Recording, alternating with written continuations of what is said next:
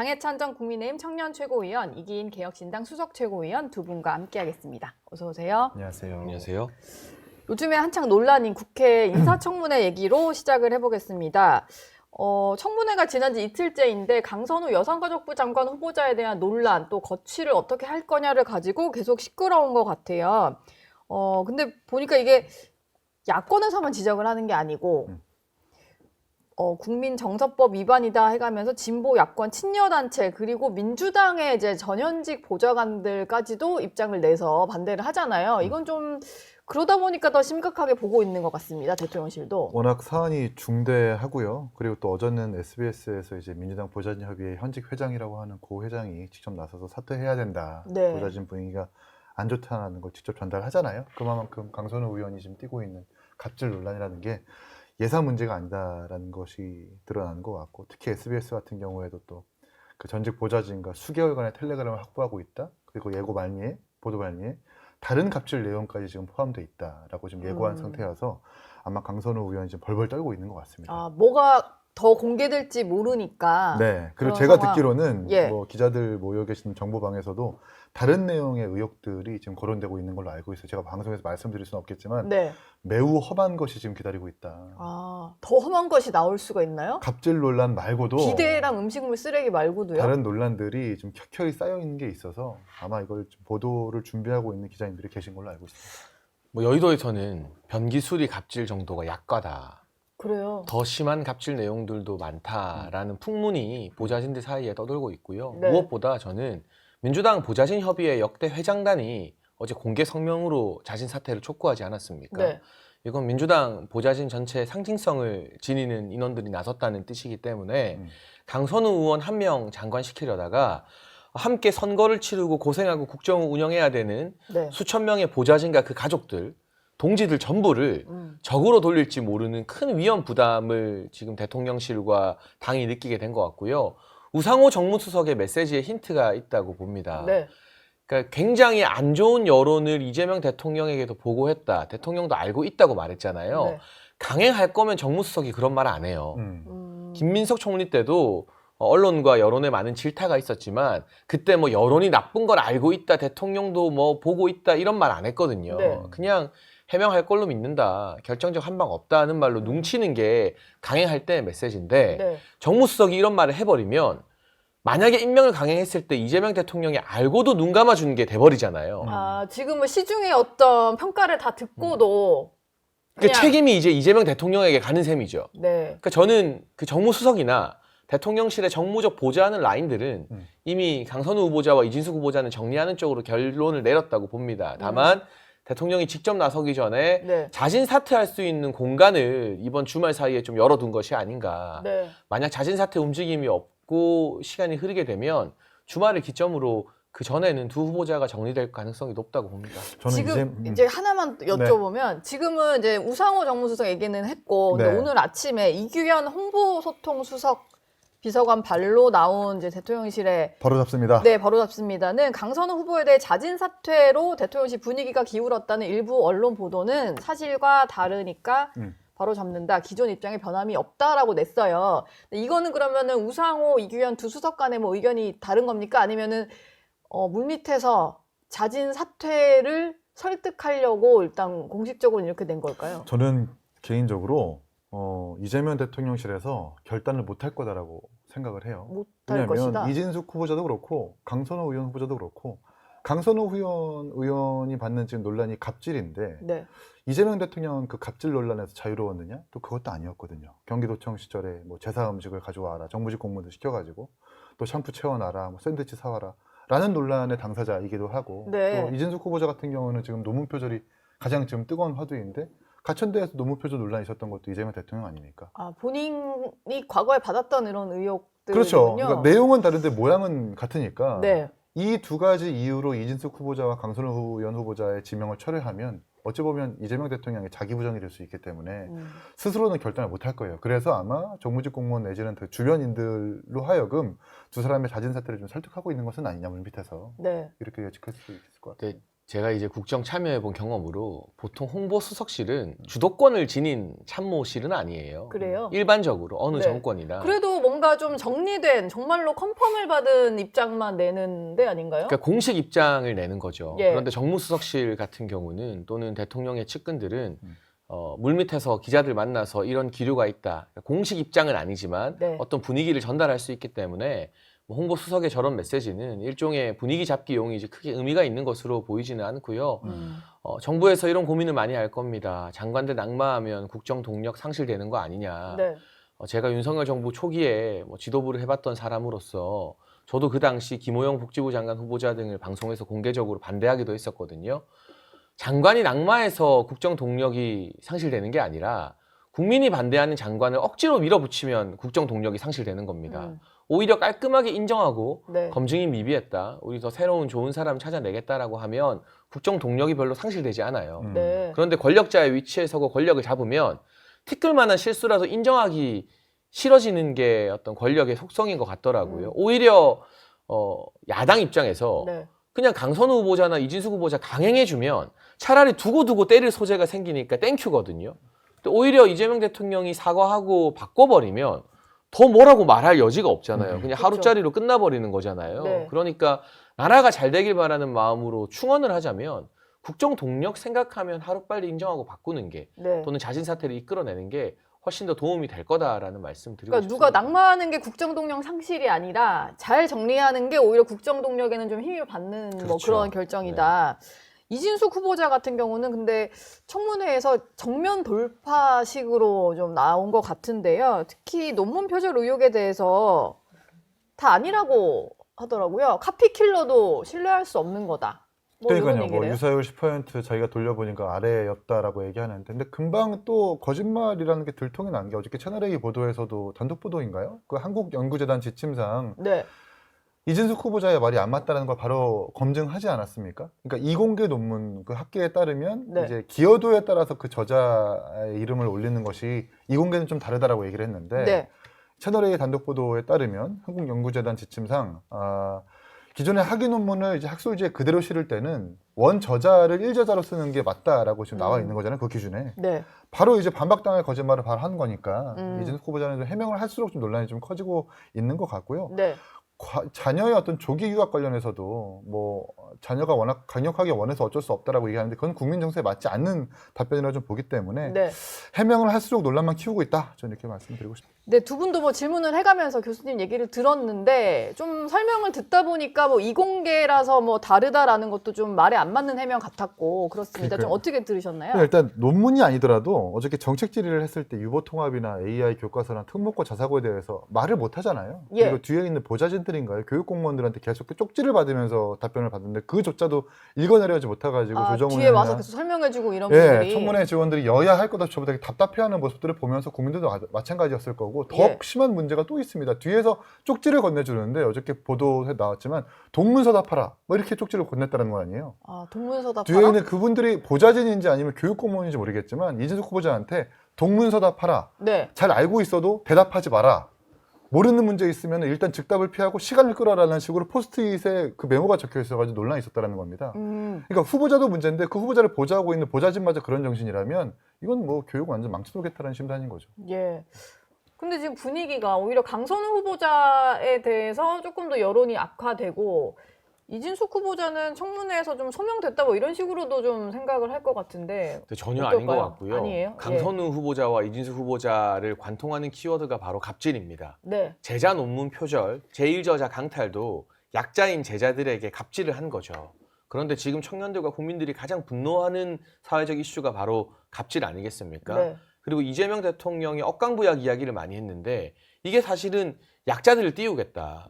갑질을 근절하겠다는 것인데 네. 최악의 갑질을 저지른 두 사람을 둘 중에 하나라도 장관으로 임명하고 강행하게 된다면 이재명 대통령의 억강부약과 정면으로 위배되는 일을 하게 되는 셈입니다. 물론 이재명 대통령이 과거 경기도지사 시절 본인도 갑질을 한 거 아니냐라는 여러 의혹이 있지만 네. 그것과 별개로 인사가 그 핵심 메시지인데 아무리 정권 초 허니문 기간이라 하더라도 이 두 사람 임명 강행하기는 상당히 어려울 것으로 보고요. 이 정도 사안이 왔으면 자진 사퇴하는 게 맞죠. 그게 아니면 정무 라인이나 당에서 자진 사퇴를 종용해 줘야 되는데 네. 대통령이 직접 결단하거나 후보자들한테 전화해서 사퇴하라 하는 건 또 상당한 부담이거든요. 그런데 지금 민주당의 김병기 원내대표나 지도부를 보면 다 예스맨들밖에 없잖아요. 아첨하는 신하들밖에 없기 때문에 사실은 당이 물밑에서 나서서 두 후보자의 거취를 정리하는 쪽으로 움직이는 역할을 진직했어야 한다. 그게 되지 않으면 부담은 점점 더 이재명 대통령이 크게 질 수밖에 없어 보입니다. 그 민주당이 그렇게 용산에 출장소라고 했었던 국민의힘조차도 초반에 뭐 일부 후보자들의 문제에 있어서 자진 사퇴시켜야 된다 이런 의사는 전달했고 일부 관철이 됐었거든요. 아, 여기 앞에 증인이 있잖아요. 근데 관철을 시키셨었잖아요. 잘못된 그때. 장관 후보자에 대해서 보건복지부 방송에 장관 나와서 후보자 같은 경우. 잘못된 예. 장관 후보자에 대해서 본인이 직접 사퇴하라고 공개적으로 언론 메시지를 냈었던 최고위원 지도부가 있는데 예. 그것과 대비해서는 민주당이 정말 지금 내로남불하고 있는 거죠. 너무 억울하네요. 그때 그렇게 했는데 용산 이중대 소리를 듣고 민주당은 지금 그 정도가 아니라 뭐 정청래 의원 같은 경우는 곧 장관님 될 강선우 의원 네. 이러고 김병기 원내대표는 보좌관이 문제 있을 수도 있는 거 아니야 뭐 이런 얘기를 하고. 근데 김병기 의원이나 정청래 의원 방에도 보좌관들이 다 있을 거거든요. 예. 그 보좌관들이 얼마나 참담한 심정일까. 저는 그 약자들의 입장에서 한번 생각해보는 정서가 필요하다. 뭐 그런 말씀 드리고 저도 싶습니다. 덧붙여서 강선우 의원실에 지금 현직 근무하고 있는 보좌진들이 너무 좀 안타까운 게 보좌진의 갑질 논란 관련해가지고 그 관련 대응, 말씀 자료, 논리들을 그 보좌진들이 좀 썼을 거란 말이에요. 얼마나 자괴감이 있었을까라는 생각이 좀 들고 네. 장예찬 최고처럼 그때 당시에 그 바른 말을 했었던 것이 있었었기 때문에 지금 할 말이 생기는 거거든요. 민주당도 그걸 좀 다시 되새겨봤으면 좋겠다는 생각이 듭니다. 알겠습니다. 청문회 얘기는 여기서 마무리를 하고 어제 또 한 분의 어떤 이제 파장을 일으키는 기자 간담회가 있었는데 윤희숙 국민의힘 혁신위원장이 1차 인적 쇄신 대상을 지목을 했습니다. 근데 뭐 두루뭉술한 게 아니라 실명으로 4명을 저격을 했어요. 윤상현, 나경원, 장동혁 그리고 송원석 비대위원장까지 4명이 꼽혔는데 이 4명이 왜 꼽힌 걸까요? 뭐 최근에 이제 그 리셋 코리아 리셋 코리아 행사에 참여했거나 또는 이제 반성 그만하자, 우리가 싸우는 야당이 되자라는 주장을 한 분들인 것 같은데요. 네. 6글자로 제가 요약하면 무자격 급발진입니다. 무자격 급발진. 윤희숙 위원장의. 예. 혁신위원장 누가 뽑았나요? 그냥 송원석 원내대표 겸 비대위원장이 임명한 거잖아요. 네. 당원들이나 국민들이 뽑은 혁신위원장이 아니거든요. 누군가의 정치 생명을 끊고 말고 나가라 마라 할 때는 그만한 정치적 정당성과 명분이 필요해요. 네. 이런 조치는 당원들의 선택을 받은 당대표도 어렵게 추진해야 되는 일입니다. 그러니까 이 4사람이 문제가 있다 없다, 제가 뭐 이 4사람 편이다 아니다를 떠나서 네. 자격 자체에 있어서 이런 식으로 선출되지 않은 권력이 누구 나가라 마라 하게 되면 그냥 당에서 마음에 안 드는 사람, 나랑 정치적 입장이 다른 사람 그냥 아무나 다 나가라고만 하다가 4년 다 지나가게 되는 거예요. 애초에 이 혁신위를 억지로 띄운 것 자체가 저는 안철수 의원의 사퇴 이후에 동력을 상실했다고 보고요. 하루빨리 송원석 비대위가 중심을 잡고 전당대회 일자를 발표하면 당대표 후보들이 공약을 가지고 나올 거잖아요. 그중에는 친윤 다 나가라 하는 분들도 있을 거고 무슨 소리냐, 내부 총질만 하는 친한 나가라 하는 분들도 있을 거고 뭐가 선택을 받을지는 모르지만 어쨌든 당원과 국민이 선택하면 절차적 정당성이나 명분이라는 게 생깁니다. 그렇게 인적 쇄신도 풀어나가야 되는데 임명받지 않은 권력자, 선출되지 않은 권력이, 그러니까 임명 권력이죠. 임명은 받았으니까.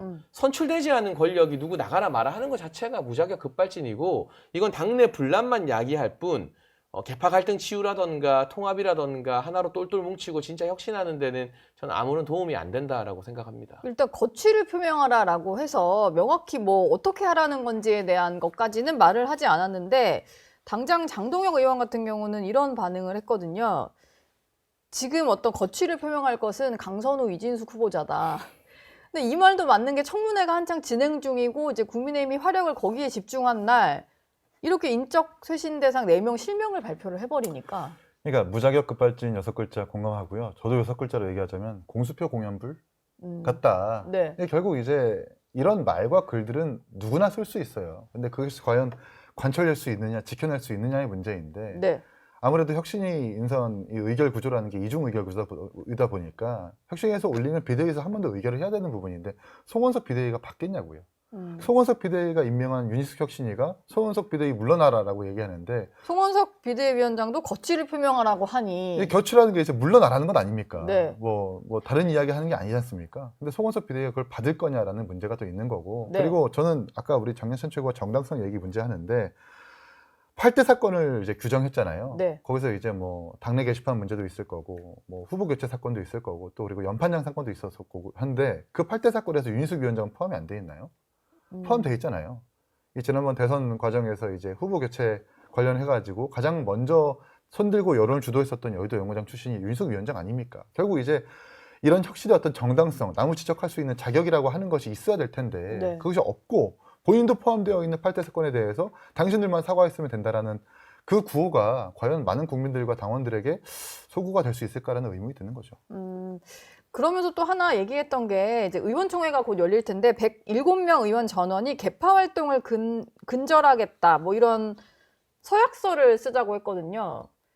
이거 뭐 호응이 있겠습니까? 서약서 쓰자라고 했을 때? 잘 모르겠어요. 지금 이제 이 혁신위가 하고 싶은 게 너무 많은 것 같아요. 네. 그러니까 사실 혁신위는 제도를 건드려야 하거든요. 예. 이를테면 지금 국회의원 공천, 이 사람이 왜 하지? 그냥 당대표로 치는 공관위원장이 와가지고 막 자기들 마음대로 해버리잖아요. 그런데 비례대표 공천이나 국회의원 공천을 공관이나 당대표가 주무르는 게 아니라 국민과 당원들이 선택하게 하겠다. 네. 뭐 지방선거 공천, 국회의원과 당협위원장들이 짬짬이 하는 게 아니라 당원들이 전원 경선하게 하겠다. 뭐 오픈 프라이머리 뭐 이런 것들. 우리는 이제 전략 공천 없는 당이다. 이런 제도 개선을 가지고 돌파하고 당원 당규에 심어야 되는데 이 사람들도 건드렸다가 또 보니까 뭐 언더 73이다 뭐다 친한 게도 건드렸다가 네. 그러니까 이게 중구난방 좌충우돌. 그러니까 저는 윤희숙 위원장의 진정성을 의심하진 않습니다. 다만 너무 하고 싶은 게 많고 제한된 시간과 이게 당원들이 선출하지 않았다라는 좀 명분이 없는 것에 비해서 네. 욕심이 지나치다 보니까 무리수가 계속 나오게 되는 것 같아요. 이러면 이제 여의도에서는 어떤 말이 나오냐? 아, 윤희숙의 자기 정치 아닌가? 이러다가 다음번 서울시장 후보로 나오려는 것 아닌가? 등등의 다양한 해석들이 또 꼬리를 물고 따라올 수밖에 없거든요. 예. 아, 서울시장? 뭐 그런 후보군으로 자천타천 거론되기도 하니까요. 네. 그러니 좀 제도 개선에 초점을 두고 한 가지만 통과시켜도 혁신이는 할 일 다 한 거거든요. 그럼 우선순위로 무엇 한 가지를 해야 되냐 여기에 대한 고민으로 다시 돌아가야 될 것 같고 근데 결국에는요 전대로 이 문제를 치유할 수밖에 없어요. 네. 당원들이나 국민들 입장에서는 내가 뽑은 당대표가 하자는 대로 혁신하는 건 박수치지만 내가 뽑지도 않은 사람이 막 칼춤추고 휘두르면 쟤 뭐야? 너 뭔데가 되는 거예요. 할 말 없잖아요. 그러니까 결국 이 모든 혼란과 당내 분열을 치유하는 유일한 방안은 조기 전당대회 빨리 일정 잡고 당대표 후보들이 어떤 식으로 혁신할 것인가 공약 들고 나오는 걸 가지고 당원들이 평가하게 하는 게 최선입니다. 저도 예. 짧게 말씀드리자면 네. 개파 서약서를 쓴다고 개파가 없어지는가 활동하던 개파가 소멸되던가 그건 아니거든요. 네. 그러니까 이제 개파가 있어도 국민들이 원하는 것은 개파가 존재한다 하더라도 그 개파들끼리 모여가지고 건전하게 토론하고 전쟁하고 논쟁하고 그래서 한 가지 지향성을 가지고 당을 잘 운영하라고 하는 것일 텐데 뭐 개파 자체를 뭔가 잘못된 것으로 치부를 해버리니까 이것 문제의식이 잘못된 것 같고 또 언더 73이라고 하는 것은 사실 원내 의원들이 속하지 않는 유튜브 모임으로 저는 알고 있는데 예. 이걸 가지고 그냥 하나의 개파로 치부하면서 뭔가 뭐 한 덩어리로 뭔가 여겨가지고 이걸 당내 갈등으로 여겨야 되는 것이 저는 잘못된 문제의식에서 기인한 것 같아요. 기인한 것 같다라는 이제 기인이 본인의 기인한 것 이름을. 같습니다. 예. 네. 뒤에 짧게요. 이 얘기도 좀 안 하고 넘어갈 수가 없는데 윤석열 전 대통령이 구속 적부심을 청구를 해서 내일 오전에서 신문 기일이 진행이 되거든요. 조사에 불응을 계속 하고 있잖아요. 구속 적부심을 신청한 의도는 뭡니까? 그 이제 사법적 방어권을 행사하겠다는 거고요. 예. 뭐 수사기관이나 재판부가 공정하게 법 집행을 할 권리가 있는 것처럼 피의자라 할지라도 방어권 행사하는 것까지 우리가 제약할 수는 없습니다. 네. 그리고 전직 대통령들이 구속 수사를 받거나 또는 불구속 수사를 받을 전례를 보면 강제 인치나 이런 것들은 사실상 국민적 공감대라던가 국민 분열을 우려해서 다 불가능했었거든요. 그러니까 저는 특검이 공정하게 수사하는 거 좋습니다. 네. 거기에 왈가왈부하고 싶지 않아요. 다만 이제까지의 전례라던가 국민 분열 이런 것들을 생각해서 최소한의 선은 특검도 지켜야 하고 반대로 윤석열 전 대통령도 수사에 응하지 않는 것은 과거 조국 전 장관이나 이런 분들도 검찰 조사에서 전부 다 뭐 일종의 묵비권 행사하는 네. 방식으로 나왔잖아요. 다만 재판 절차에는 정말 건강상의 이유가 심각한 게 아니라면 웬만하면 참석해서 본인의 방어권을 행사하고 의견을 내면서 사법 절차에 대해서는 여야 뭐 보수 진보 할 거 없이 순응하고 협조하고 따르는 모습을 보여주는 좀 좋은 선례를 만들 필요가 있다고 생각을 하고요. 예. 정치권이 여기에 과몰입해서 사법 절차 진행에 숟가락 얹는 게 저는 별로 좋아 보이지 않아요. 민주당의 지도부가 뭐 막 굉장히 강한 발언으로 극형에 처해야 된다, 평생 햇빛 못 본다, 막 이런 발언하는 것도 여당 지도부가 그런 말을 하는 게 수사기관이나 사법부에 대한 압박 외압으로 오해될 우려가 있거든요. 네. 그래서 정치권은 그냥 사법 절차가 공정하게 진행되는지만 제도로 지키면 되는 것이지 특정 개인에 대한 특정 정치인에 대한 사법 절차나 수사 절차에 대해서 지나치게 왈가왈부하고 이래라 저래라 하는 것 자체가 삼권 분립을 위배하는 위험한 행위일 수 있다. 이런 인식을 여야 모두 가지면 좋겠습니다. 근데 이제 그 특검 조사에는 불응을 하면서 어제는 이제 모스탄 교수라는 이제 미국 교수인데 뭐 이분을 접견을 하려다가 뭐 불응이 되는 일이 있었거든요. 근데 이게 뭐 못 만나게 된 상황이에요. 특검에서 이제 접견 금지 조치를 내리는 바람에 그랬더니 이제 전한길 강사가 모스탄 교수랑 같이 구치소 앞으로 몰려가서 뭐 대통령의 메시지를 하면서 공개를 했는데 이건 정말 어리석은 짓이다. 뭐 이런 반응을 좀 내놨거든요.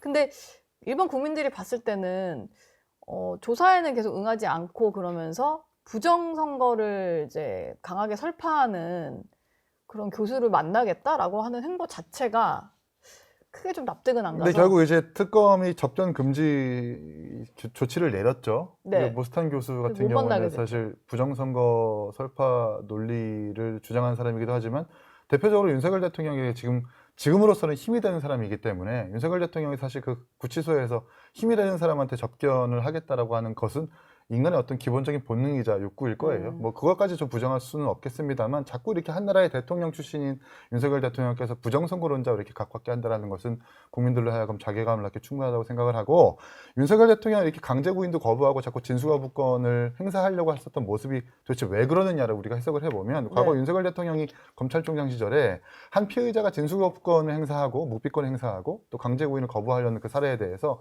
뭐하러 수사하느냐, 우리 수사 전력만 노출될 텐데라는 말을 했다는 건 아닙니까? 결국 이제 범죄와 혐의를 부정함으로써 얻는 이익이라는 것을 경험적으로 알기 때문에 아마도 이 수사는 거부하되 그 수사상에서 특검들이 어떤 질문을 하는지를 메모하고 기억해놨다가 재판장에서 다퉈보겠다라고 하는 그 검사 출신 윤석열의 어떤 경험에 의한 바이브가 작용하고 있는 것은 아닌가라고 조심스럽게 예측해봅니다. 혹시 장해찬 최고는 구치소 안에서의 어떤 윤 전 대통령의 어떤 생활이나 이런 거 좀 접하신 게 있나요? 뭐 따로 제가 언론 보도 외에 예. 접하기는 어려운 상황인 것 같고요. 다만 모스탄 전 대사나 이런 분들의 주장에 저도 동의하지 않아요. 네. 다만 그게 국민 정서에 안 좋은 영향을 끼친다 하더라도 누구를 접견하고 말고는 윤 전 대통령뿐만이 아니라 그냥 피의자들의 권리잖아요. 예. 무슨 아주 흉악범이거나 그런 사람이 아니면 접견조차 막는 건 저는 좀 심각한 인권 침해라고 보거든요. 네. 그러니까 거기에 그 주장에 동의해서 뭐 그게 옳다 지지해서가 아니라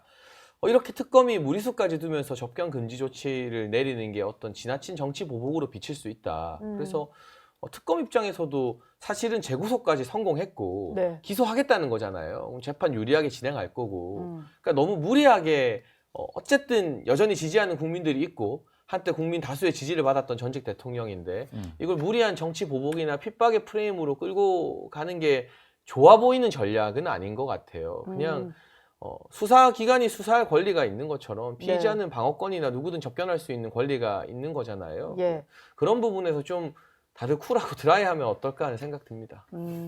알겠습니다. 두 분 말씀은 여기서 마무리하겠습니다. 오늘 말씀 고맙습니다. 감사합니다. 저희 영상 많이 시청해 주시고요. 좋아요, 구독, 댓글, 알림 설정 꼭 부탁드리겠습니다.